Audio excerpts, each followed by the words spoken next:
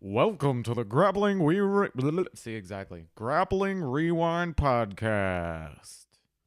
Welcome to this week on the Grappling Rewind Podcast. In this week's show, we are going to recap through Abu Dhabi. I said that's super weird. We're going to recap through Abu Dhabi Worlds, the UAEJJF. We're going to recap Fight to Win 111 in Cleveland, Ohio. We're going to recap the ADCC second European trials. What'd I say? 111.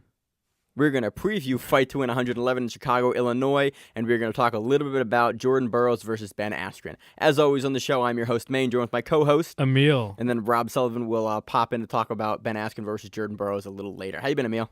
I've been fan-fucking-tastic. I can't wait to talk about Worlds, the World Pro UAEJJF. You love UAEJJF more than any other guy that I know locally. Yeah, and you know what's hilarious is like, so I just by pure coincidence, I'm always out for like Quintet and Kasai, but I'm always around for the world, like the UAEJJF. You're always like in for King of Grand Mats. Slams. Yeah, It's King funny, of like Mats. it's funny, like you miss a bunch of other like major super fight cards, but you're always in for UAEJJF. Yeah, You're like King of I'm Mats totally or, like, okay with Worlds. that. I am so fucking okay with that. Did you love that 6 minute? So you've completely, by the way, turned me.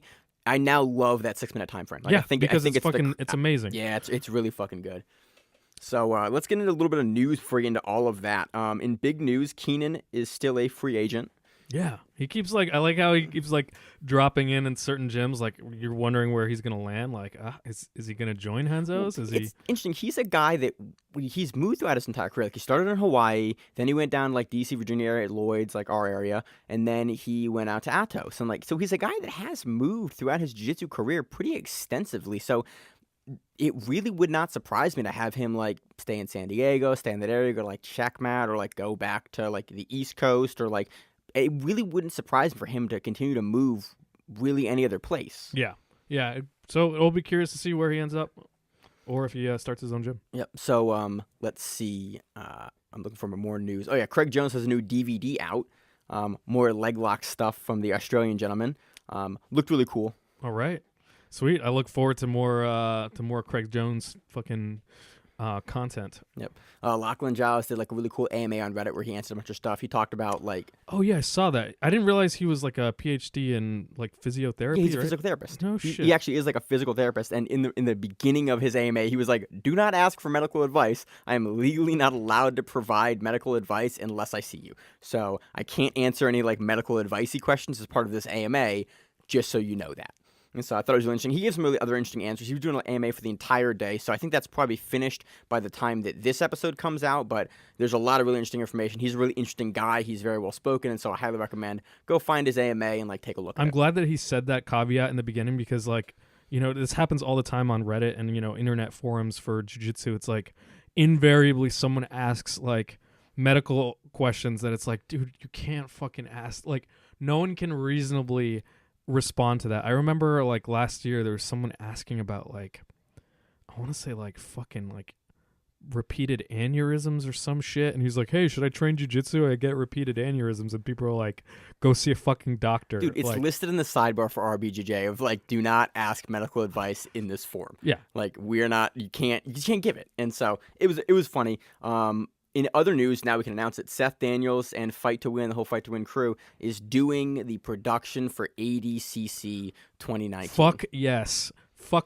And I love like Seth and Fight to Win's like we knew this. promotions I about couldn't this, say like, shit. I was like, I was so excited about this because like he said it fucking best, and he's like, look, this is the Olympics for jiu-jitsu and grappling. Like it can't be a run like a fucking nice little local fucking tournament. It has to have production. It deserves production. It's fucking amazing. Like, Yeah. And I have full confidence in Seth and his team to pull it off. And I got my tickets, and I got my flights, and I got the floor seats for 2 days. They were $120 a piece for Rachel and I. Like, worth your money. If you're in the U.S., it's in the U.S. I got my flights for $209 for me, and I think like $270 for Rachel. I got $250 for tickets for both of us.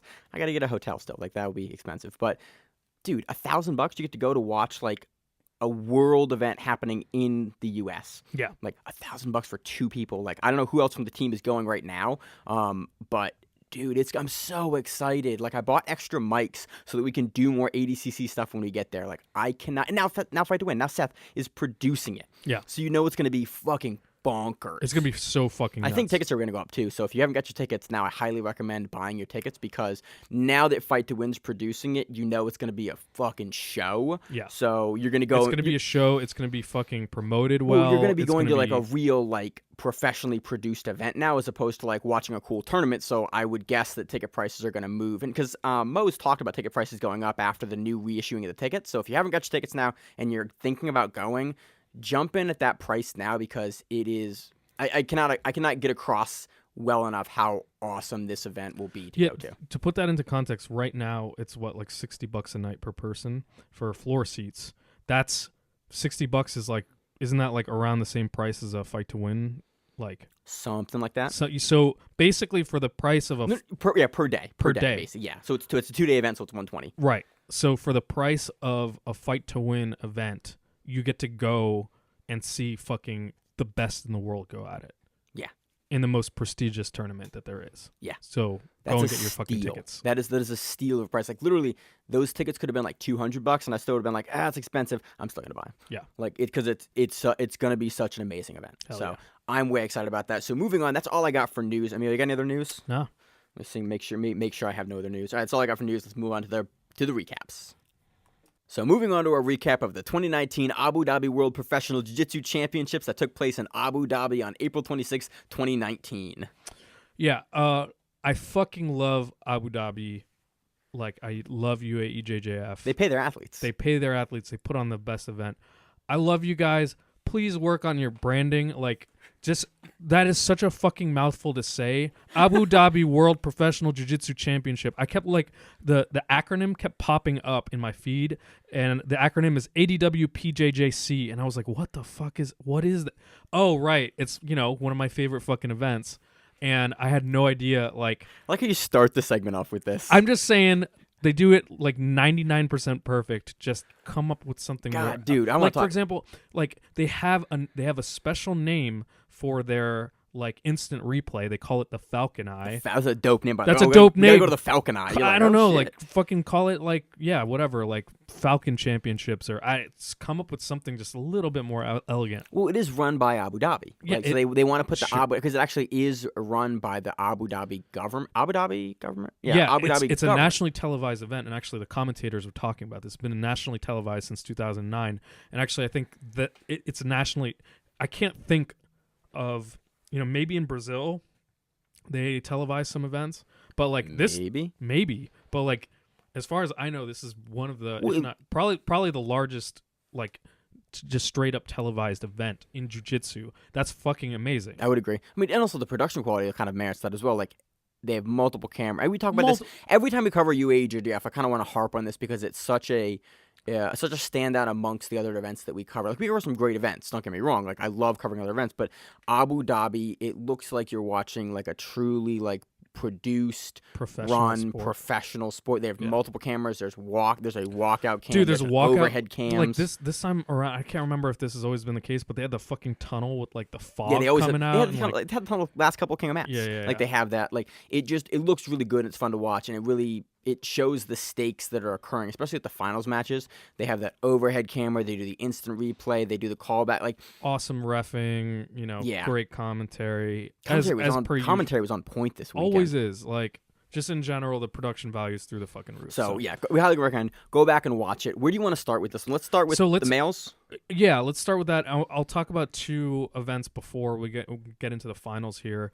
The first match I want to talk about is fucking Kaynan Duarte is goddamn unstoppable, and he big dogs Erberth Santos in a 2-0 win. Dude, he's fucking like. It's just fucking insane. He's so young and athletic and strong and quick, and his proprioception is good. We saw that match and him in his finals match versus Wardzinski. Yeah, we'll talk about that one, but I just want to, like, Erberth Santos is a fucking beast, and Keenan just, like, single legs him into the next fucking dimension. Yeah, look, he's a beast athletically. Erberth gets a lot of shit deservedly.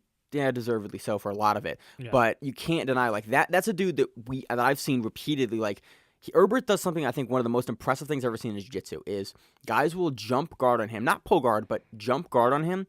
Erberth will realize like a little late that they've jumped guard before the opponent has locked his legs together, he will realize it, put the hands on the hips, sprawl out, and pass off of the guard jump in midair. Like, just the level of athleticism to make that split-second decision and get the hips out and actually get around the guard before the opponent lands, like, athletic freak. So and to try to get points against him on the feet is just like it's insanity, and Kaynan's able to do it seemingly effortlessly. it was just the way that Duarte did it in this match that was so impressive to me and you. He grabs the leg and he just kind of like lifts him, and you're like, whoa, this is a different. Duarte, for all the stuff he's won, you can see that he's a different kind of dude. He's had black belt, what, 8-9 months? Maybe 9 months, yeah. Something like that. He's just a different kind of dude, and he's that next generation of like something special guy. Yep. Obviously. So and we're going to be saying his name a lot in the next, forever. years. Yeah, basically. Jeez, I realize like we're going to cover this guy forever now at this point. I think he's the guy that kind of most reminds me of like Galvao. He does. What Galvao's, he's under Galvao, like what Galvao's going to do in that style of like just bullshit athleticism, but also like crisp, clean technique, and also that proprioception. Like the guy Galvao had when he's young, he could just move a little differently. Like Duarte has a lot of that, so it was exciting to watch in that match particularly. Love watching him. So then there's another huge. Well, this is a colossal upset. Oliver Lulled submits Levi Jones Leery by Kneebar. So in like the quarters or something. Super early on. It wasn't on the final day because it was still that camera that was kind of far out at that point. So Levi is basically like, playing open guard, and he gets a sweep, and he comes up, and Levi is just he cuts through Oliver's guard and goes to knee on belly, and this is where Oliver does something really slick. He just inverts while Levi is knee on belly and shucks him off a little bit, but grabs the leg that was like posting the knee on his abdomen and yanks it out for a really quick knee bar. Yeah, it was the setup here was really nifty. Like, you don't see this hit a ton at the high level. You see it. You've seen it's the knee on belly knee bar off the inversion. You see it hit, but you don't see it hit like this at a high level very often. Just times the transition. Timing is beautiful. You have to be able to, if you if you're even a split second off and they can settle their weight, then you're fucked. And you can try to invert all you want, and it's not going to go anywhere. But this was just timed perfectly, where there was just enough momentum with Levi that when he inverts, he's able to push Levi off so that Levi has to hit the mat and then gets his knee completely. From this event, there were a couple really impressive finishes like this. So we're just like, man, the timing on that was beautiful. I think the Duarte knee bar, and we saw another cool knee bar in ADCC in the trials that we're going to talk about a little later. Did I say we're going to talk trials? Yeah. Okay, right, I did say that. So yeah, there's some really cool knee bars this weekend. I'm a knee bar aficionado, so I was a big fan of that. Absolutely. But let's get into the finals results. Let's get into the finals results. You want to start with the lower guys or the heavier guys? Let's start low. Right, 56 kilograms. We have Iago George defeating Carlos Alberto del Silva by ad. Been a couple weeks, Emil? So fucking hard. Yeah, I need to warm up here. So this was the whole finals. Like all of the finals, we see a lot of 50-50. This is more or less exactly that. There was a little bit of donkey guard at one point. But even the slow matches, again, I want to stress this. Like all the final matches were good. Yes. But even the slow matches for UAEJJF through all the rounds, they're 6 minutes. They're 6 minutes, and this one is down to the T. Like, Iago gets an ad standing with a reset. Basically, his time runs out. So, like, it's all of these matches come down to the seconds, and so they're action-packed. This is the worlds for UAEJJF, and the stakes. Like, everyone that makes it here is really, really good, and it looks like the worlds for the UAEJJF. But I feel like the pacing of all these matches is different. You get the same level of talent, or a similar level of talent, but it's just the pacing's different, and it's not. It's refreshing to watch. Like they're pretty aggressive with stalling penalties and penalties in general, honestly. So that comes into play in the next match, actually, and I think you're exactly right, where it basically governs exactly how everything is super exciting in this. But in 62 kilograms, we have Joao Gabriel Souza defeating Paulo Miyao by advantages. And in this match, the refs were fucking amazing. They start, they give them a minute 50 into the fucking match. They start handing out stalling penalties to both of these guys. That's fucking crazy. Like, that's quick, too. Super quick, but like, hey, they're not working, so stand them back up, give them each penalties. There's a double guard pull. There's a 20-second rule violation. Boom, double penalties again. Yep. And then at this point, the commentators are talking about how how the rule sets were governed or were designed to make this a very watchable thing because it's nationally televised since 2009. Well, it is a watchable. I mean, it's a broadcast event, and like, I would and watch this with friends. Like I have no problem Yeah. showing this stuff. Well, to they've be like, figured it out. I think they figured out Yeah. more like, hey, you've got to have more wrestling styling penalties, and you've got to have a rule set that facilitates good jiu-jitsu as well as. I think they're still focusing good jiu-jitsu, but it is far more watchable than a 10 or 15-minute match usually. And what's crazy is like, despite the aggression by the refs, there's another fucking double guard pull 20-second violation. So now at this point, they're each at 3 penalties. So basically what happens, Emil's talking about, if you're not familiar with the rule set there, if both competitors pull guard and then no action or no submission happens or no pass happens or sweep happens within that 20-second timeline, both competitors receive a penalty. Right. So more or less, if there's a double guard pull, someone's got to come up to their knees to basically take the top position there. And Right. And if nobody does, both guys get a penalty for that. Exactly. So at this point, like, obviously when you're both at 3 penalties, because they will fucking double DQ your asses In the finals. They fucking know. Like, everyone knows. In fact, the Miaos were fucking one of the, I can't remember who it was fucking double DQ'd with Keenan back when they were brown belts at one of these events. So they don't fuck around at all, and everyone knows that. So Carlos goes crazy, and you see he actually attempts a shitty straight ankle lock without any leg positioning on fucking Miyao. Like, what are you, like, why would you even... Just your breakdown, like, we try to be pretty technical in the show. He attempts a shitty straight ankle lock on Miyao. Yeah, there's no, like, it's pointless. It's... Look, you got to grab for it to stop the clock. Yeah, you need to physically remove his foot to make, for that to be...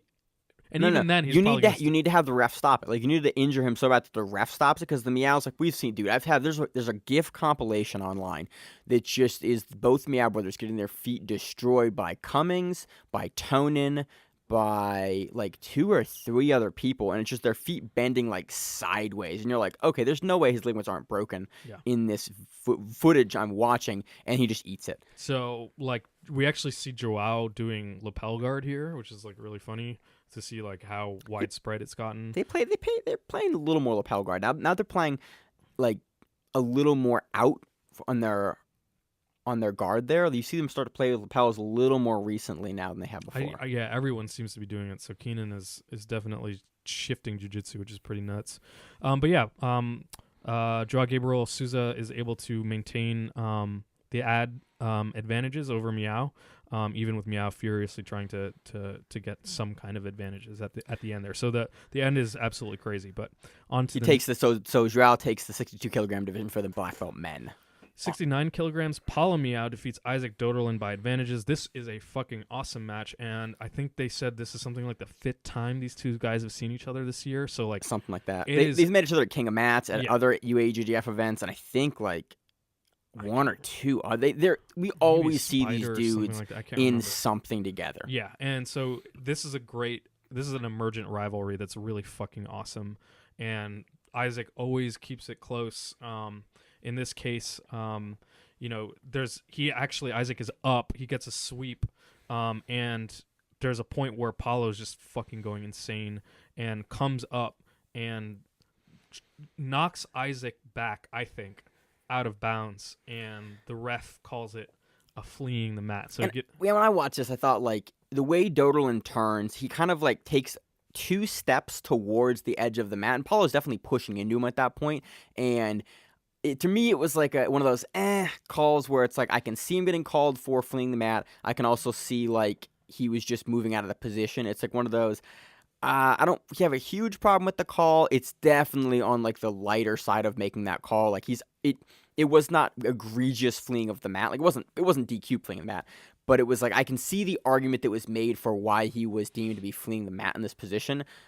Even though Paulo was pushing against him, Doederlien takes like 2 steps towards the edge of the mat where Paulo is just kind of like on his side pushing him.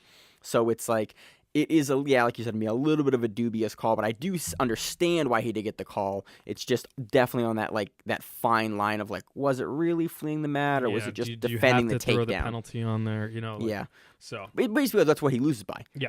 They're 2-2. The penalty is the deciding factor. Yeah, they're 2-2 with one at a piece, and then Doederlien has that one penalty for fleeing the mat, and Paulo's able to take the win. Yep. And again, this is a really cool rivalry. I like how both these guys match up. I like that Doederlien seems to have good answers for what Paulo's doing and keeps Paulo super active in all these positions and actively defending the passing sequences of Doederlien the entire time. We see Paulo routinely shifting grips, almost getting berimbolo, almost getting underneath. This is just a really, really good match, and I'm a huge fan of this rivalry. Yep, me too. We see these guys in the top at the same events all the time, and it's nice. I like that both these guys pushing each other. Yes. I feel like they're both, this is the whole it's always iron sharp. Always a close match. Yeah. It's never a blowout match. So it's really cool. I'm really happy to see. I'm really excited to see in the future how these guys continue to match up because we're watching two guys make each other better, and that's exciting. Hell yeah. So that's all I got for that division. Yep. Paulo takes that one onto the 77-kilogram division. Yep. Tommy Langaker submits Oliver Lovell by choke. So Oliver's crazy upset of Levi Jones-Leery unfortunately just gets completely stonewalled here by Tommy Langaker, and it's not even close. Tommy pulls guard. He gets a beautiful omoplata sweep. He's able to take the back from a crab ride baby bolo position, and then he just gets the choke, and that's the end of it. Dude, let's talk about Langaker. Yeah. How fucking good. What's it? I wonder what his ceiling is. He's a dude that was kind of always kind of in the fringes. Maybe he's going to do it, maybe he's not. And this year, I think when he subbed Erberth, everyone kind of went, it was a weird match, don't get me wrong, but it was who is this? I think it was maybe it would have been Euros last year. Yeah. I don't know. It was the sub of Erberth was the first time everyone kind of went, ooh, look at this guy. And everyone knew he was really good and an elite level black belt. But to have him, he's just been on a tear this year. Yeah. And I think someone said in a comment I was reading, basically Langaker can pull a lot of rabbits out of his hat. He can just perform when the chips are down. Yep. And that's obviously you see him doing this effect. He just gets past, he gets the choke. Getting a finish at a major like this is pretty damn impressive. And the way he was able to do it was even more impressive. I'm super excited to see what else we see out of Langaker. I assume we're going to see him at Worlds. I assume he's a contender for Worlds now. It wouldn't surprise me to see him in the top bracketing for Worlds. Yeah, we'll see how it goes. At 85 kilograms, we have Hudson Mateus defeating Faisal Al-Khatbi by decision. That's the Sheik's son, I believe. Oh, interesting. Okay, that explains a lot of what happened towards the end here. So this is another triple penalty each match with 90 seconds. Basically, it goes all the way down to 90 seconds. They rack up 3 penalties each.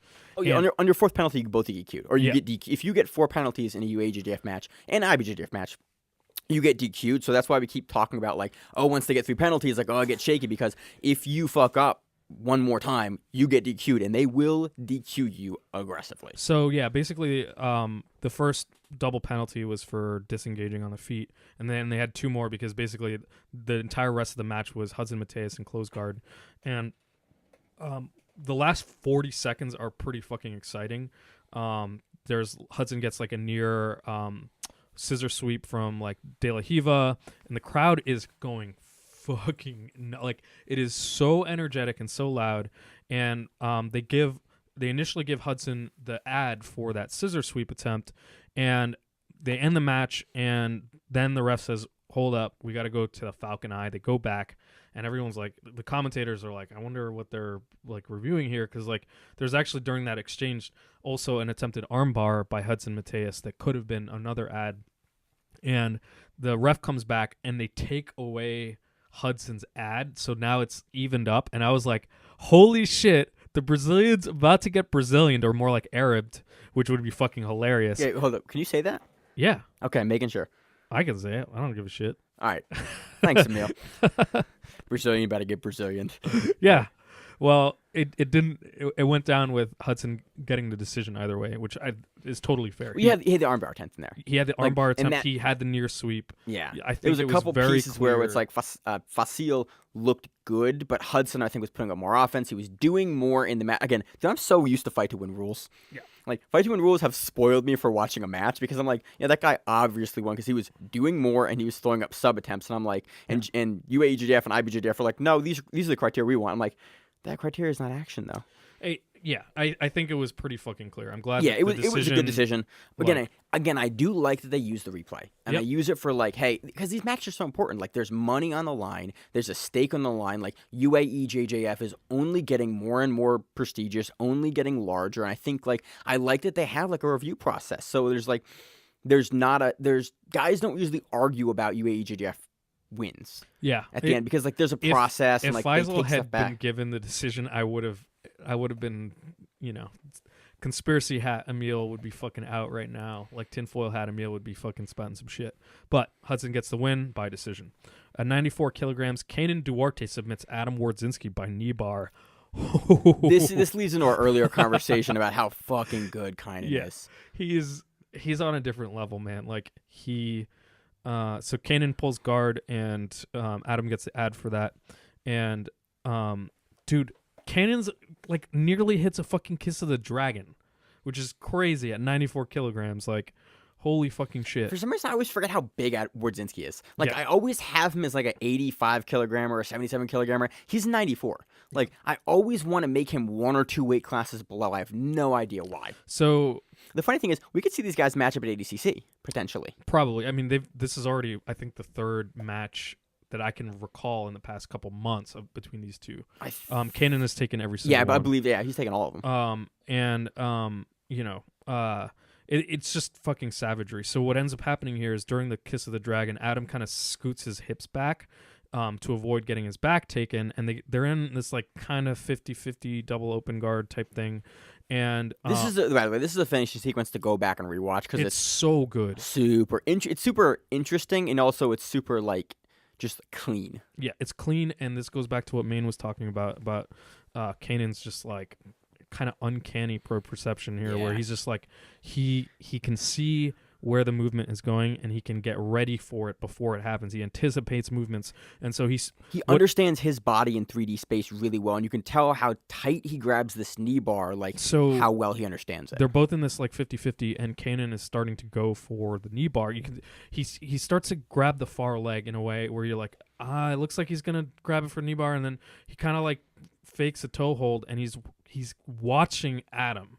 Like his attention is not on the foot that he's attacking. He's watching Adam to watch when he rolls. And sure enough, Adam rolls and goes to sort of like a running man escape to try to get his leg out.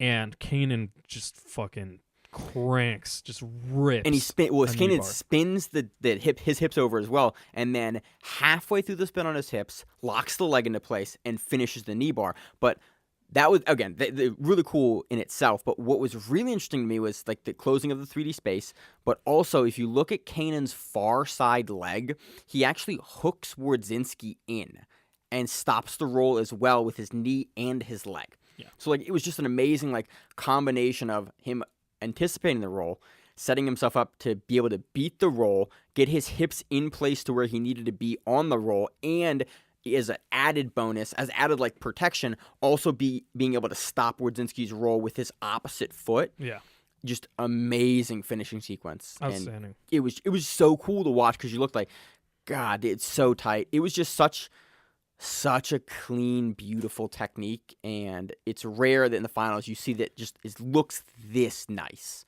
Yeah, he's unstoppable.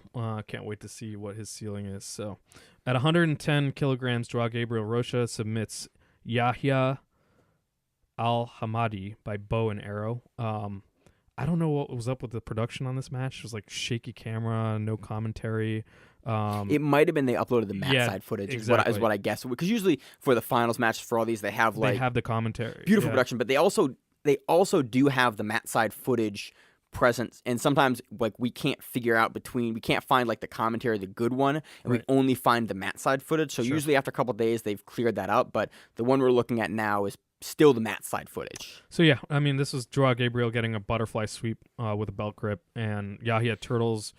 Joao immediately takes the back, and gets a bow and arrow after a few minutes of being on the back there. Yeah, So it's do just not kinda let like, João Gabriel get your fucking back. Yep. Because dude, he's on a tear too. Like he just got that thing over Buchecha at BJJ Stars. Like he is another dude to start watching. Like he had the match with Gordon that was super close, where Gordon destroyed his own knee going for the sub. So like he's another dude that to keep watching. Like again, you've been watching João Gabriel forever at this point, but again, he's up at that like upper echelon of guys where he's always in the discussion now. Absolutely. So On to the women. on to the ladies. 49 kilograms, Maisa Bastos defeats Tamaris Aquino by advantage. So this is, I fucking love, like, go back and watch this match. It is a clinic on this kind of like modified leg weave pass that I fucking love. I originally learned this from Jared Weiner and then again from Jonathan Alves, but basically it's kind of like a leg weave position, but you can get it from getting your hips on the mat underneath the person when they're in open guard, and you can then also come up into a more traditional leg weave position. But Maisa goes back and forth here, and then gets an ad for a near pass and dominates. But it's awesome technique. It's really, really excellent. At 55 kilograms, Bianca Basilio defeats Amal Amjahid by points.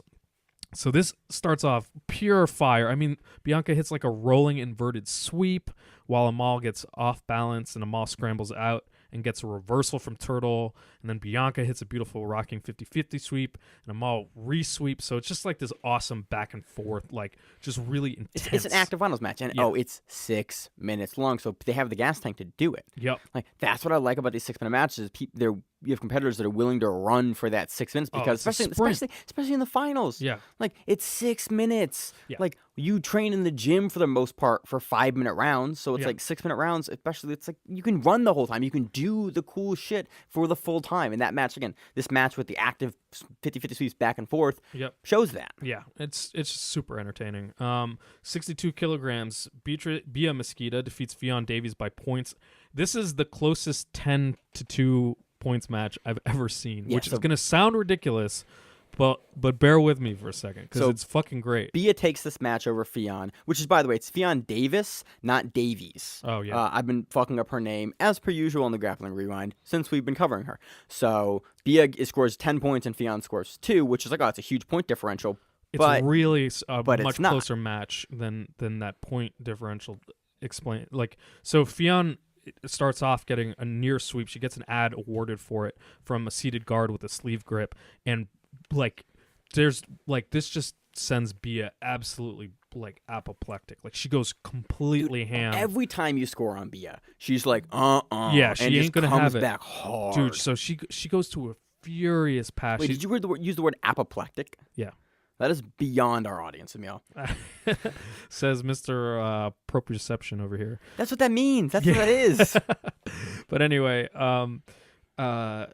so Bia starts going for what I've been taught to call it a crazy dog pass, and Ffion actually turtles up. So hold on, you got to explain what what I've been known to call a crazy dog pass. I didn't make that name. That's like what the Atos guys call that. So describe it, because Okay, that's a weird name for a pass. So it's a pass. I generally go for it if someone is in the gi. If someone is knee shielding and you can't really fucking get around it, you basically you weave your arm and grab the bottom leg either by the knee material or the ankle material, and then you grab the collar with your other arm and you shove your head into their abdomen and tripod up, and then try to kind of cut your knee out while you have those grips. Crazy dog pass, of course. Yeah, crazy dog pass. And one of the reactions in this case is exactly what Ffion does, which is to turtle up. And Bia gets an ad for that. Well, Bia tries this pass a couple times, and I was like super impressed because Ffion was able to keep regarding. Not just regard. She turtles, comes up, and then knocks Bia back to get the sweep.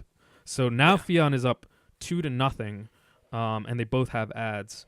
And the clock is down at 3 minutes and 30 seconds, and Ffion is she does not let up. This was great because I was sitting here being like, oh, this is going to be a huge upset. And I was like, okay, Ffion, if she like wanted to, she could just hunker down and, try to ride it out. but she does not at all. Bia goes for a scissor sweep, and Ffion reads it, pops up, comes around, like is inches from getting a pass too, and Bia is able to regard, and Ffion is she's super active, so she's hopping from her knees to standing passing, back down to her knees to standing passing, and Bia's she's incredible. She's probably the most accomplished woman grappler out there right now, and you're kind of from Lukaku. Yeah, she reads Ffion standing up perfectly. I was really impressed with this read here because Ffion just stands up like in a split and then second. A split second, Bia reads it, grabs, picks both legs like a dummy sweep or a double ankle sweep. Yeah, is able to come up on it. It was just a bit, but it's not just like a regular double ankle sweep. The timing on this is just beautiful from Mesquita. Yeah, Mesquita from Mesquita. Bia. From Bia. I just butchered the names together. So Bia comes up onto mount, gets to the back. So now she has sweep, mount points, back points, and is only there for like 10, 15 seconds. Not very long at all. Not very long. Ffion gets back out again. And so basically that one sweep counted for 10 points because Bia was sweeping from closed guard so that when she swept over, she was already into mount. And then already almost in like a technical mount where she was on the side. So it was very easy for her to get to the back. And so the 10 points seems like a lot, but it was this one like split second, make one mistake. And that's why I love. mean, that's what being the best in the world. I know, is, but right? that's why I love this is matches like these are what makes me so hype and excited to cover stuff like this because you watch like Ffion doing so well, doing everything perfectly, and she makes a mistake, just does something that Bia is able to capitalize on, and Bia is able to get in a split second 10 points. Yep. And you're just like, and then everything's bad, and like, there's one little misstep and one little positional change, and at the best in the world scores all these points that quickly, and then matches back to where it was, and it's really amazing to watch people and grapplers be at that level and perform at that level and be able to do so much in such little time with such little given from your opponent. But even with Bia Mesquita on her back, Fion's able to get out and get back to passing again. So if this match happens again, I seriously don't know how it goes down. Yeah, so that one little transition doesn't happen. It's a much, much closer match. So onto the 70 kilogram. So Bia takes the 62 kilogram division for the ladies. Onto the 70 kilogram division. Tamara Silva submits Alessandra Moss by armbar. So this is Tamara shoots a triangle from guard, and Alessandra postures up, and basically Tamara is able to like haul herself up, and get an awesome arm grip, and then kicks her leg over for the armbar. At 90 kilograms, Gabriela Pasania submits Claire France Stevenon by triangle. Oh my God, Gabrielle is a monster. She's unbelievable. So Claire France goes for double underpass. Gabriella inverts and does the inversion where she basically folds herself in half. She does the woman inversion. And then she pops out to the side and inserts her leg for a triangle. And she gets a supremely tight triangle to begin with, starts attacking the armbar. And it's one of those things where it's like watching like an anaconda squeeze the life out of an animal, where it's like every adjustment that the animal makes, you can just see like just everything squeezing in and getting tighter and tighter. And so when she's attacking the arm, Claire France is defending it and just getting the triangle just ultimately gets too tight, and she has to tap to that. So Gabrielle is amazing. Dude, really cool sequence too with the positional change to get the triangle. That's a really cool. We don't see that sequence to get the triangle a ton. You see it occasionally, but for the ladies, I like that they can just open the hips and just get the triangle from like that. You see this particular triangle set up much more frequently in women's matches than men's matches because the hip angle is different, and it's really cool because I can't do it. Absolutely. So that does it for anything else you want to add for the UAEJJF? Nah, it's a phenomenal event, as per usual. Highly recommend go back. The matches are 6 minutes long. Go back and watch the finals matches. There's some really fun moments that are worth your time. So let's move on to the next one. So on to our recap of the 2019 European ADCC trials. This is the second European trial. It's the last one that took place in Lublin, Poland on April 27th. This is one of the last qualifiers we have for the ADCC this year. So I think we have the Asian qualifier, and then we have like one more round of invites, and then we will have the entire bracket or the entire lineup, pending injuries and pending replacements, for the ADCC like 2019 event. Yeah. So we're getting close. So these are some of the last spots. Where do you want to start with this one? We'll start at the bottom. This was amazingly difficult to cover. Yes, yeah, as per usual. But some really great, exciting stuff too. At 65 kilograms, we have Thomas Halpin submitting Tuomas Kokkonen by rear naked choke. I think we see Thomas a lot on Polaris. Like, he's a guy I think we've covered before. I recognize the last name. I recognize the name. I recognize the face. I just forget if it's Polaris or if it's something else. But I think he's a guy we've seen be really impressive before, and that makes sense considering he just won the ADCC European trials. This was such a surprising finish because it goes into overtime, and it's a really scrappy match, like both of them going back and forth. There's a lot of kind of like open guard for a little bit. So now it's into overtime. It's 2 minutes into overtime, so they've already been going for 10 minutes. And Thomas comes up for a single leg, gets a body lock for a takedown, and then takes the back and is able to sink in the rear naked choke. But it's dope to see someone in 10 minutes of like a grueling match be like, fuck it, I'm gonna get the takedown and secure the win that way. So it really highlights like how important ADCC is, and like winning that trial spot is a big fucking deal, and like you'll gut through and like get the finish. So hell yeah, props to Thomas getting the finish. That was the 66. Dude, so all the weights are weird for this. So usually for ADCC, I'm not sure if I'm incorrect, but I'm usually at 66 kilograms, 77 kilograms, 88 kilograms, under 99 kilograms, and over 99 kilograms. So for this event, all the weights are off like very slightly by like 0.1 kilograms or something. So it reads really funny. So that was listed as 65 kilograms, but I assume it was 66 kilograms. Right. So then the 77 kilogram bracket, we have Mateus Gamrot defeating Luca Pagarari by points 2-0. This was hilarious because already we're starting to see, fucking people getting into that ADCC mindset and fucking ripping their shirts off. ADCC will let you. So a couple things I like about ADCC with the rule set. One, they have shorter matches. They are really aggressive with how you have to like pull. If you pull guard, they have no points the first half of the match. They also, if you're in the process of getting a submission or a takedown or something, they'll let it go off the mat. So like guys learn to not stop when they're fighting because they'll go off the mat and they'll keep going. What else? Oh, you can slam out of submissions as well. So like ADCC has a really interesting rule set. They also have really screwy point scoring, which is very difficult to keep track of if you don't watch a lot of ADCC. So read up on the rules to better understand exactly how guys are scoring the points that they're scoring. Right. So there's a couple of blast doubles that Mateus hits. On the second blast double, he gets perfect penetration, gets to the hips, and lifts Luca up, like slams him to the mat, like straight out of WWE. Super hard. Yeah, like a big like lifting and then like straight down double where it was it's like a pro wrestling style slam. It fucking... Ooh. Dude, and the mats, the entire event, it's kind of like you're looking at a mat side footage here for this. The mats did not seem soft at all. It seemed like old. It wasn't puzzle mats, but it didn't sound like it had any spring to it at all. Yeah. Go back and watch this. So finish your it's an awesome slam. There's also another hilarious moment that you can go back and relive. At the video, Lucas Paragoni versus Mateus Garmont, 2019, second ADC European Trials. Go back and watch 750 in the video at 750 with 12 seconds remaining. Something really funny happens. There's a funny guard pull that you should go back and read. Just go back and watch it. It was highly entertaining. It made us laugh. We watched it a number of times. Probably 15 times. Not gonna lie. All right, 88 kilograms. Ben Dyson submits Milos Gadziak by Darce. So this is just basically a really nice Darce setup from front headlock, and he steps around over Milos's back to get to kind of like almost like a tech mount back with the Darce, and gets the tap for the win. At 99 kilograms. Hold up. Back in 77 kilograms, Emil's note literally says, has notes in like regular font, and then in all caps, the end of the note says, Lucas lifts Luca up and slams him pro wrestling style. Yeah, brother. Just wanted to highlight that this is the professional that I deal with every week. Literally in all caps. I'm not wrong, man. I'm not wrong. You're not wrong. I just wanted to let you guys know that these are Emil's notes.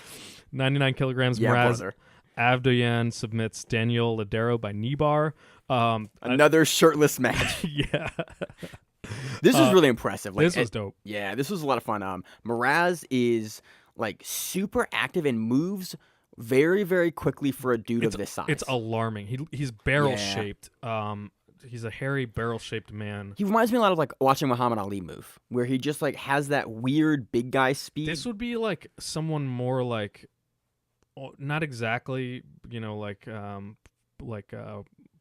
Big Country Nelson, but like kind of more in that body type than someone as like a young Big Country, right? Like young, the big Country that grappled Frank Mir at Grapplers, right? Like that Big Country, right. So a barrel-chested dude who moves very spryly, and so at one point he is they're in kind of like a dog fight position. Mraz has him in a dog bar. If you know what a dog bar is, even before that, but okay. what when he sets up the dog bar, it's from a dog fight position where they're both on their knees, and one has the overhook, one has the underhook, and you're trying to like and Mraz is trying like, dog fight. Yeah, and his leg is stepped over the near leg of Daniel, and he, what you can do from the dogfight position is you can do a sweep where you duck under, grab the far leg, and roll. I know it is a crazy roll.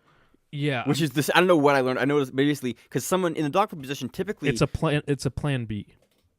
Yeah, it's a plan B roll. Basically, in the dogfight position, both people are pushing into each other to try to like get down in position and knock the other person over. So you capitalize on your opponent pushing into you, and then if you basically duck underneath them and roll underneath them, the weight that they were pushing into you is now pushing over your center of gravity, and you can roll underneath them and flip them over. Yeah. So a lot of people call it the plan B sweep, and basically the difference here is Mraz.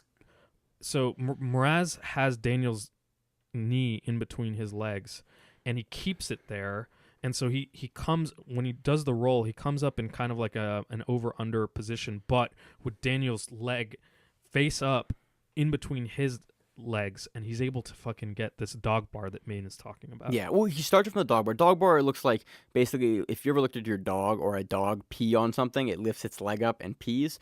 Because you're kind of straddling the leg in that position with one of your legs up, it's kind of referred to as a dog bar. And if with your foot that is over top of the leg, you lift at the opponent's ankle, you can kind of lift them up in a funny way. You push your hips forward, and it just if you're in the right position, and it's a legit submission. It puts a ton of pressure on the fucking knee. So he does that from the dog bar. He locks up the knee bar, rolls through, and is able to finish the knee bar on top with the sweep. Super impressive. You don't see it hit very frequently, especially not at high-level matches like this, so it was really exciting to see. I don't remember the last time I've seen this. I know I've seen it a bunch of times at Naga compilations and stuff like that, but you don't see it hit like this very frequently. It is a finish to go back and watch. Super exciting. And Mraz is super excited himself, and he just fucking does like a popping backflip, which is, again, for his size, really fucking alarmingly fast. Dude, so. this is under 9'9", right? Yep. Yeah, these are big dudes, and his whole team like mobs him, and it's really exciting. But so he's a dude I'm really excited to watch under 99 because he comes in like he has that athleticism. Dude, he's another guy that I'm not as familiar with, and I'm happy to see at this weight class. Absolutely. So plus 99 kilograms, Mateus Juskowiak defeats Heike Jasilia by points. Big props to Emil, by the way, on how difficult these names are. Because I would have butchered both those. There's like 14 J's in that, and like there's a double KK with an I in the name. So props to you, Emil. Happy to have your back. Not butchering the names as bad as I do. Absolutely. So yeah, it's just towards the end. Mateus hits a wonderful kind of double over butterfly sweep, and then takes the back. So he wins by points that way. So in the women's brackets under 60 kilograms, we have Lilia Gluchowska submitting Peyton Letcher, and that was by heel hook, and Lilia was just savagely attacking the leg locks from the beginning, and Peyton, was wonderfully defending, but she never. The problem is if you have someone who's proficient with attacking the legs, you can't be only in the defense, because what's going to happen is they're going to get you. They're going to get you. The moment you make a mistake, they're going to capitalize. That's exactly what happens. And Lilia hits an awesome heel hook, and Peyton is limping a little bit afterwards. So hopefully nothing too serious. But it's a really good win. Again, yep. Gluchowska is a pretty perennial competitor. We cover her not infrequently on the show. Excited to see her in ADCC. Yeah. Plus 60 kilograms, Stephanie Egger defeats Julia Stoliarenko by points. That's 15-0. So this was just utter domination. Stephanie gets to top side control. And basically the point differential is just she's just repeatedly passing Julia's guard out of the guard, Yeah. guard out of the guard, guard out of the guard, Yeah. and that's like you pretty quickly rack up points, especially with these, the plus 60 kilogram division for the ladies. Yeah. Once you kind of establish a passing sequence, you can see it run through a couple times. We've seen Cyborg do that with Yep. guys before. Like he realizes he can start passing the guard, and he starts racking up a pretty steady point differential. That's kind of what happened here. Yep. So again, overall, we'll go watch the finals matches. I didn't get a chance to watch through a lot of the lower matches, like the quarterfinals, semifinals. I know Freddie Vosgrove defeated Dan Strauss, which is a big win. So Yeah. that was super impressive. I think Freddie made it into the third place match for Yeah. ADCC, so that'll be super exciting to see him. I think he's on announced on some other stuff. Always hilarious. Always comes out in the singlet. I think he's probably due for black soon too. So, and more people that we typically cover on the UK events going to this trial. So that was cool. Anything else you want to add, Emil? Nah. Awesome. Let's move on. On to a recap of Fight to Win 110 in Cleveland, Ohio. This event paid out a total of $28,793 in salaries and commissions and was headlined by Michael Leery Jr. defeating Jaime Canuto via split decision, and that was Fight of the Night for the black belts. This was almost perfect on the second take. Maine managed to fuck up both the Fight to Win number and the fucking city that it was in. So we had to do another take. Not gonna lie, it's been a rough week. Like my back is, it's fucking killing me. Yeah? I'm getting cortisone shots in the back tomorrow. We'll talk about that at the end of the show. But Maine's getting the backy out of me. I'm getting it back out of me. So by the way, Jaime Canuto, not Jamie Canuto, as I've called him forever. Interesting. I'm probably gonna keep calling him the wrong name. Yep. I'm not gonna lie. So this event also featured Stipe Miocic on it. Yeah, purple belt. A purple belt that co-mained the event, and that was interesting, dude. Him in the gi, Yeah. like that was. Cool, it was interesting to watch him work in the gi, right? Like you have Yes. a fucking prolifically dominant heavyweight UFC champ, and just to see him. Let's start with that match. Let's just start there. Sure. It was really interesting, like you said. Like you saw that it was pretty evident that Stipe doesn't. I think it's his first competition ever in the gi. Yeah. Which is crazy that you're co-main eventing a fight to win. But he didn't look a lot. He looked like a fucking purple belt. Oh yeah, no, he looked like a purple belt. Like he looked Yeah. like a good purple belt Yeah. that had a really good no-gi game, but was having some problems addressing Aaron Howard's grips. Yeah, a little bit. I mean, like Stipe is able to get the takedown, and then dude, he fucking gets past. Like he gets numerous passes on Aaron Howard, and who they kept repeatedly saying was a police officer. And They kind of hammered the firefighter versus police officer narrative home a little bit. Yeah, I know. Dude, Stipe did an interview with a local outlet out in Cleveland. Then they were talking about like the charity thing he was doing it for, and like they repeatedly were like, yeah, Aaron had to play. They kind of played up the matchup between the two, and it was interesting. Yeah. So, Stipe is able to get past a number of times, but he even afterwards admitted that he didn't really know the rule set. So he, in his mind, was dominating the match very well. Aaron was. Well, he was looking at like a points, but fight to win's not And points, it's subs. Aaron was holding on to this really weird lapel grip, even though he was getting past. And I had to literally go through and watch this like a couple times to see okay, where was the sub attempt? There is a moment where Aaron feeds the lapel behind Stipe's head and grabs the lapel. Sometimes you'll see baseball bat grips from this lapel grip. Baseball grip, But he samurai gets- grip. whatever you wanna call it. Samurai grip. Then he gets a cross collar attempt, and I'm assuming that's the deciding factor because Honestly, that's what I thought. Yeah. Because I don't think Stipe threw up any I didn't see any demonstrable submission. offense, and Yeah. so I saw Aaron threw up the one piece of submission offense in the match, and that gets the win if I to win. Yep. Even if you're you can getting pass as many times as you want. yeah, they want submission attempts, and Aaron throws up the submission attempts. So it was interesting. It was cool for me at least to see. I like seeing huge hallmark guys compete in the gi, Yeah, it's cool. and it was cool. I love So- Stipe too. He's such a friendly dude. He's such a good guy Yeah, too. yeah. So that was a lot of fun. Cool. Let's move on to the topic. So let's move on to the main event, Yep. which was Michael Leery Jr. defeating Jaime Canuto, and that was fight of the night for the black belts. Yeah, that was a deservedly fight of night. It was a great scrap. It goes back and forth. At one point, Jaime's on top with and gets on top after a De La Riva sweep, goes to straight. Oh, by the way, he goes to that straight ankle grip that we saw a couple weeks ago where it's a straight ankle grip, but you're on your knees and the other person's kind of belly down. So I was like, look at that. Yeah, we saw that. So I was like, oh yeah, I wonder if we're gonna start to see like finishes from there more frequently. Although this doesn't get finished here, so there's furious guard work and passing on both ends. Michael hits a amazing inverted sweep at one point, but basically it goes back and forth until the very end, and they just start trading toe holds, and then like finally they both land in a double toe hold, and there's like 45 seconds of this where they're just sitting there cranking on each other's fucking feet, and I'm just cringing the whole fucking time. Dude, double toe holds are always like, double toe holds go one of three ways. A guy gets his foot fucked up. Yeah.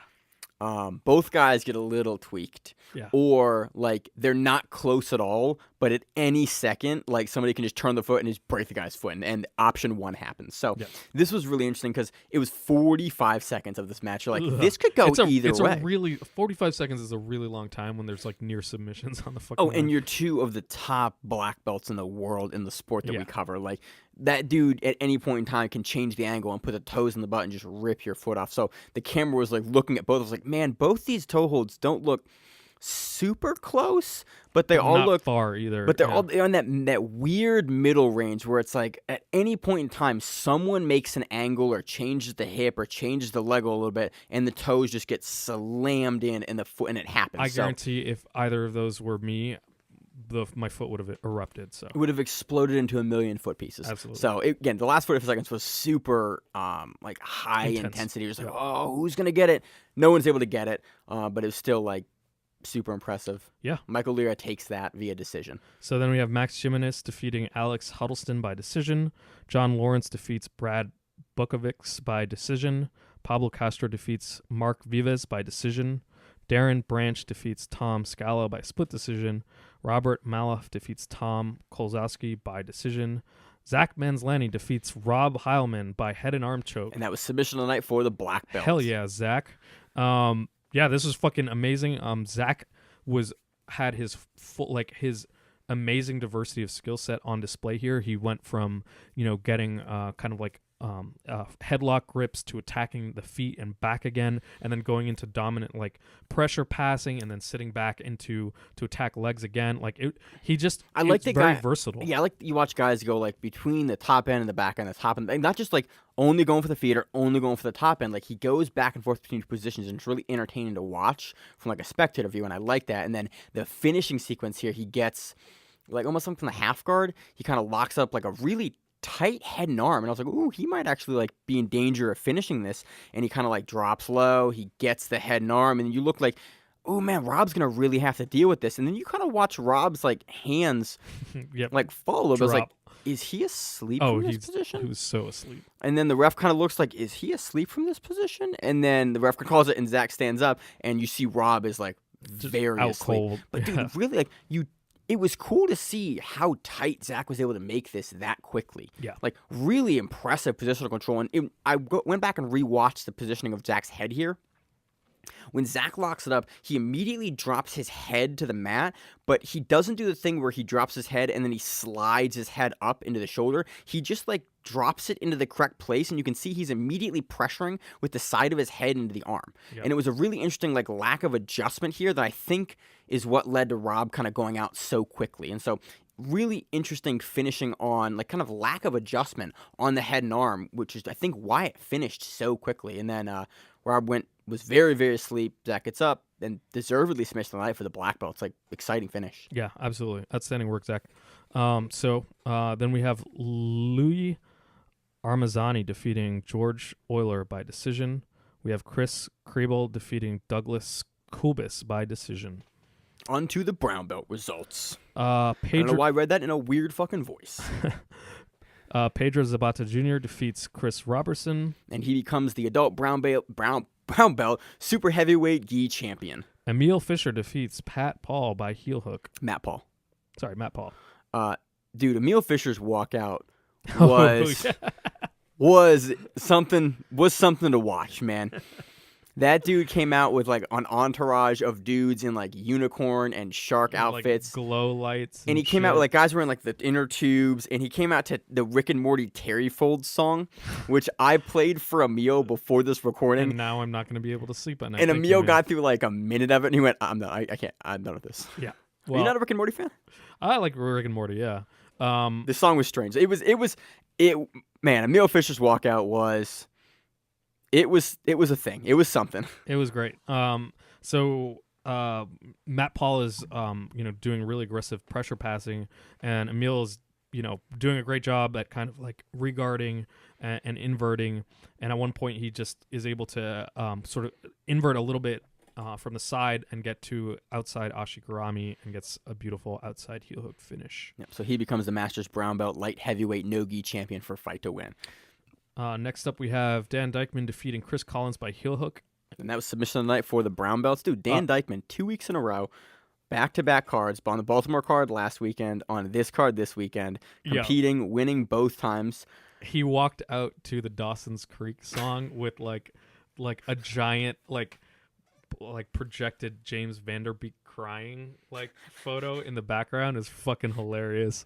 So he gets a scissor takedown. Dan alternates heel hooks and straight ankle locks, and in a really adept way, and he's able to lock in a heel hook while Chris is struggling to keep up and defend. I really enjoyed this finishing sequence for some reason. You watch Dan just jump into the scissor takedown. I like the Fight to Win allows the scissor takedown in nogi. He just jumps into it, and then you don't immediately see the heel hook. Usually with a lot of guys that throw the scissor takedown, they go it, and then immediately goes into the heel hook, and that's all she wrote. But with this one, you see Dan get the scissor take, he tries for it, gets it, and then you see a lot of footwork and readjustment before he's able to actually get to the heel hook. And it was really interesting because usually you see it, they jump, and it kind of goes to the heel hook, and that's it. So it was cool to see him be able to actually adjust here and work in the position after getting the takedown to get the heel hook. And again, it's submission of the night, deservedly so, because of you saw all these little adjustments that it took to get to the heel hook. Absolutely. Then we have Gabriella McAuliffe defeating Abby Passanelli by decision.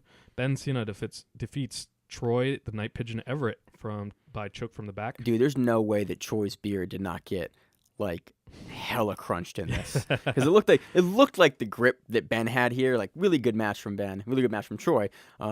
Looked like the grip he had was half beard, half lapel. And he gets there and he turns, and you're watching oh man, there's no way there's not just a handful of beard in there as well. And Troy takes it, deals with it, tries to get out, but Ben's able to just make the angle and just get the choke from the back. Again, really nice finish as well. Yeah. Wyatt Rutson defeats Michael Baker by rear naked choke. On to the purple belt results. You read that as an interrogative. That was weird. I'm sorry. Aaron. So we already talked about Aaron Howard defeating Stipe Miocic by decision. Sean McMichael defeats Andrew Party by toe hold. Michael Haskett defeats James Stafford by armbar. Darla Sedlick defeats Catherine Farrell by decision. Gary Hensley defeats Andriy Boichko, and that was by Spladle, and that was submission of the night for the purple belts. Thank you. You stopped reading halfway through, Emil. It threw me the fuck off. I didn't know what the fuck Spladle was. You know what a Spladle is? No, I have no idea what a Spladle is. A Spladle? Really? No. All right, a Spladle is that weird wrestling thing where you are, it's the groin splitter. Yeah. Okay, so it's an electric chair. No. It's Okay. completely different. Okay. We're going to pause the recording for a second. All right, Emil now knows what a Spladle is. Yeah, and I'm thoroughly disgusted. That looks really uncomfortable. It's terrible. Ever want that done to me. Holy shit. Have you never been Spladle before? Nope. You got to do more wrestling classes, Emil. Evidently. That shit's on you. No, So I'm glad. So a Spladle, look up, it's spelled Spladle. It's a wrestling move that basically it kind of groin stretches and folds the person in half while putting them in basically a pinning position. I don't really know how to describe this position. Yeah, you just fold them in half. It looks like it sucks. It's terrible. And in Jiu-Jitsu, it's a submission. So he gets it. Super impressive. Again, deservedly submission line for the purple belts. Ken Robinson defeats Sonny Dubetz by toe hold. Sarah Stump defeats Chelsea Henry by bow and arrow. Anthony Santiago defeats Adam Sandy by decision. Paul Lynn defeats Michael Kaczmarek by armbar. John Plazak defeats Tyler Story. John Plazik defeats Tyler Story by triangle armbar. Cody Stevens defeats Ismaili Safi by decision. Ryan Ariella defeats Jeff Bukovic by decision. Devin Kelleher defeats Josh Lasik by decision. Davi Cabral defeats Jacob Props by decision. And that was Fight of the Night for the purple belts. Justin Michael defeats Paul Okeo by leg lock. Josh Roller defeats Sean Foster by decision. On to the blue belt results. Josh Lorton defeats Sean Rawl by heel hook. Corey Taxic defeats Mike Berta by triangle. Nick Impton defeats Daniel Rogers by heel hook. Nick Ricky defeats Nick Huffman by front choke. And that was submission of the night for the blue belts. Eric Lee Hernandez Cassiano defeats David McLean by decision. Chris Lozano defeats Zach Coker by rear naked choke. Michael Hudak defeats Dennis Sensnosky by decision. And that was fight of the night for the blue belts. On to the teens and kids results. Liam Clark defeats Gavin Terry by guillotine. And that was submission of the night for the kids and teens. Alex Serban defeats Dominic Wodzarski by triangle.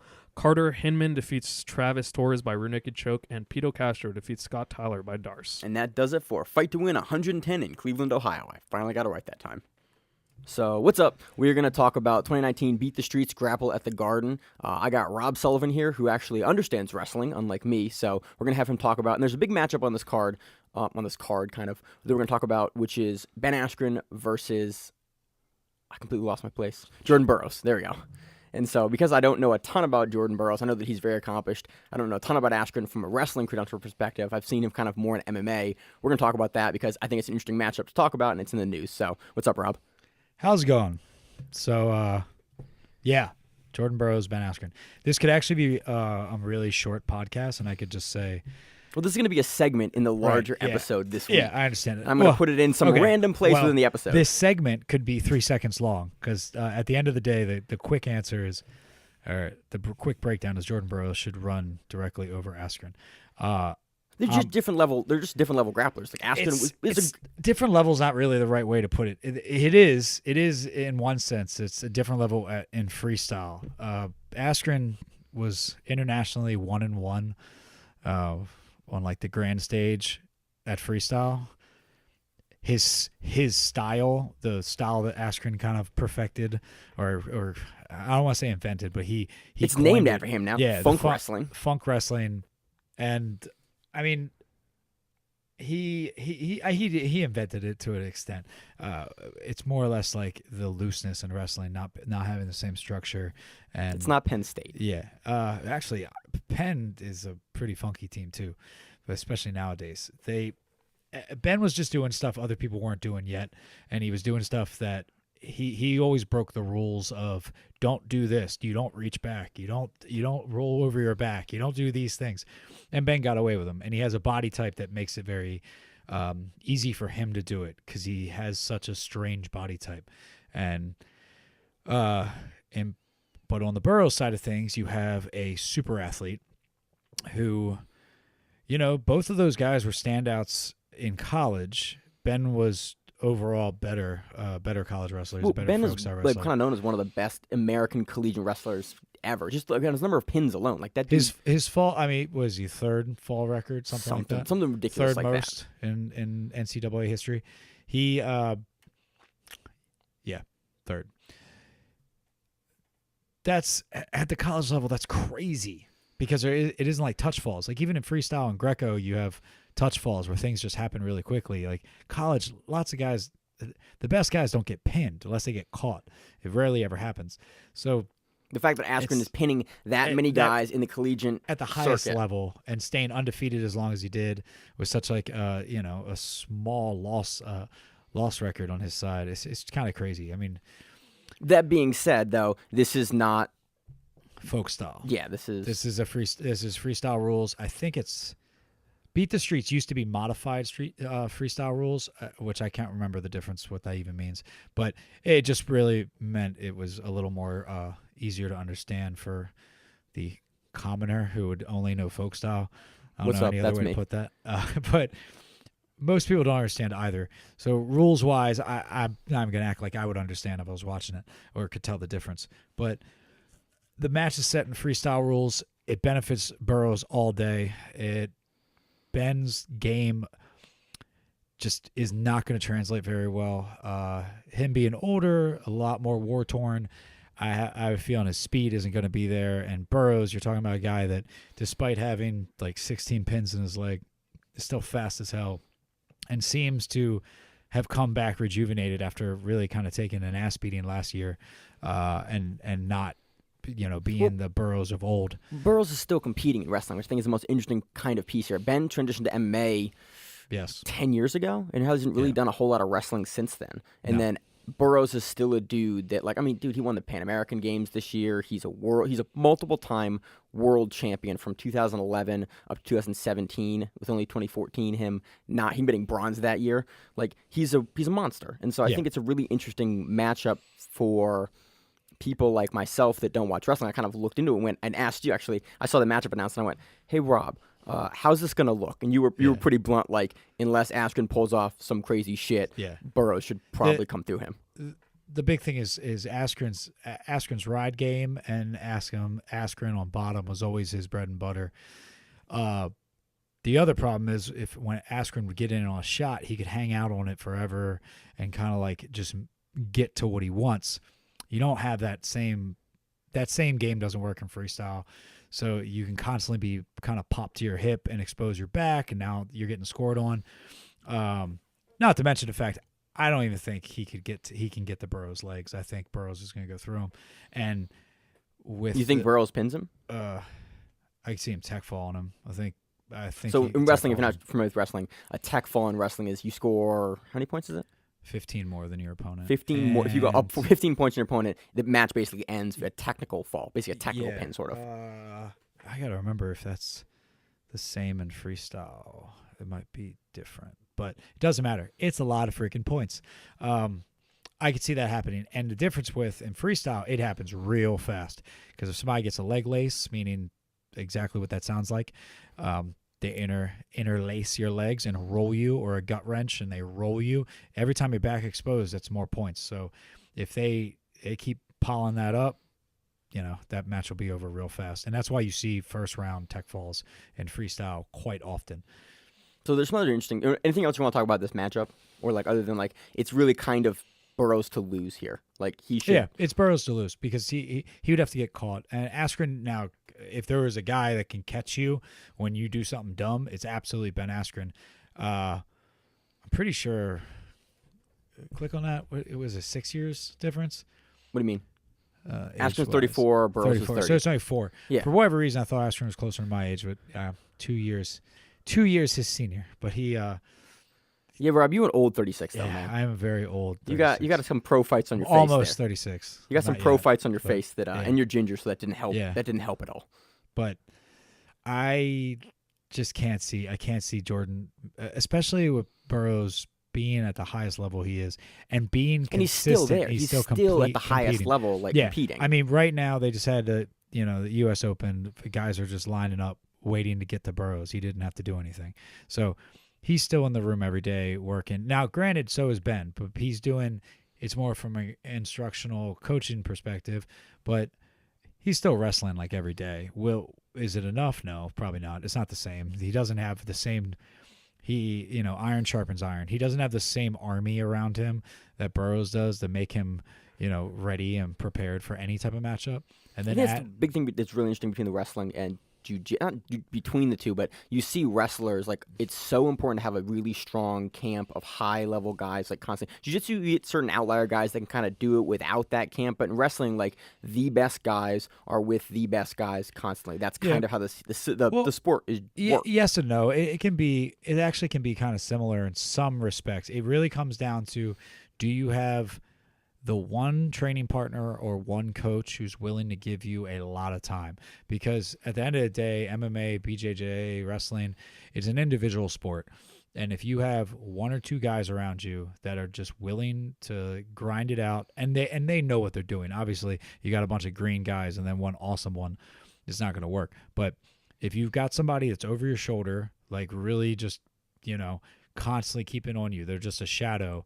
And it's okay, you need to fix this. Okay, we fix this. Okay, this is where you're great at. We're going to make this sharper and blah, blah, blah, blah, blah. It adds up. I mean, even if you look at MMA, Demetrius Johnson, who the hell is around him aside from his coaches? Right, that's a good point. You get those standouts. But it's rare. But it's much more rare. Case in point, that goes with what you were saying. One of my favorite college wrestlers of the last, 5-6 years was Isaiah Martinez, Imar. That dude was the standout at Illinois. He was really the only guy. He had decent training partners. He had a great coach. I mean, he was a four-time All-American. What was it? Two-time champion.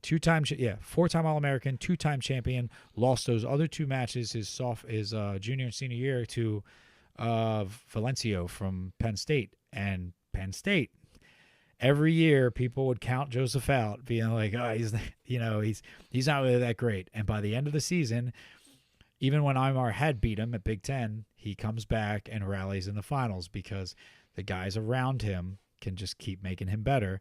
And Imar, it depends on, how he shows up, if he makes a little mistake.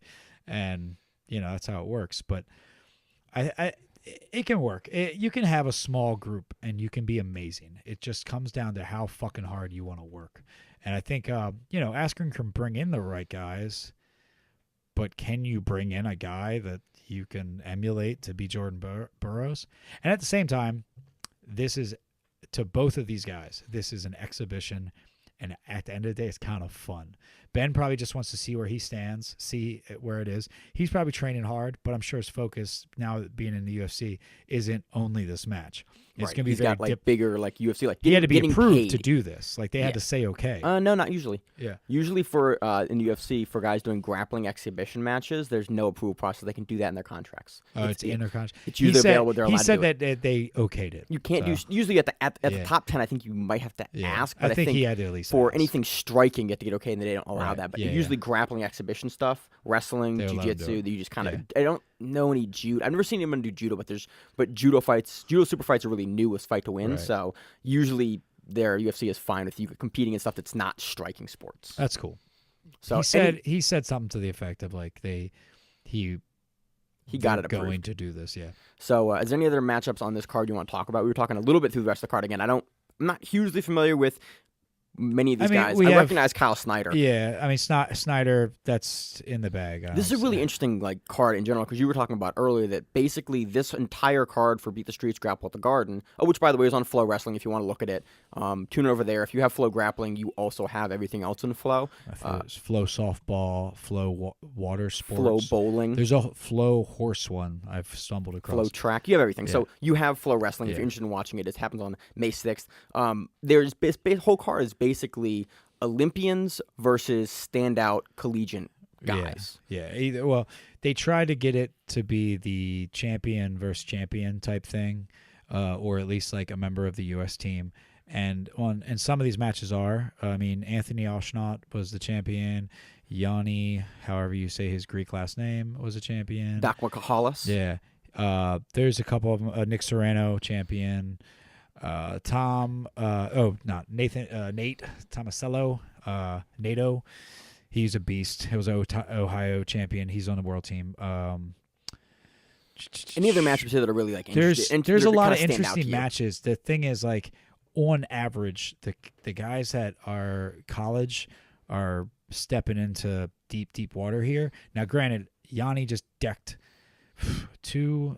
A team member, former champion, and then Zane Rutherford, who was, arguably one of the best of the last couple decades from Penn State at U.S. Open. So that matchup is crazy. But I think like he probably does just beat Punya from Indonesia. Sereno has his hands full with Joe Colon. There's good matches on here, and if you're not familiar with freestyle wrestling, this is definitely a good card to watch because you're going to see some wild stuff. Some of these matches are going to be utter blowouts, like utter blowouts. And honestly, the Burroughs Askren could be one of them. David Taylor, Drew Foster should actually be a pretty good match. I would say it's Taylor, but there's still going to be some good matches here. Gwizdowski, however you say his last name, that should be a good one. Up there at heavyweight. Yeah. So it looks like a fun card, honestly. It's a fun card. And it Beat supports the a good Streets is cause. awesome. Beat the Streets. There's one here in Baltimore. There's one in a lot of different cities. But the idea behind Beat the Streets is bringing sorry, I had to move my mic. Is trying to introduce wrestling as like a something to kind of help out the urban culture, if you will, in major cities. Like I said, Baltimore has one. I know New York is where it all started, so every year they have the Grapple at the Garden. I actually have friends' sons who've wrestled on it, and it's a really cool experience. You're like, they have it.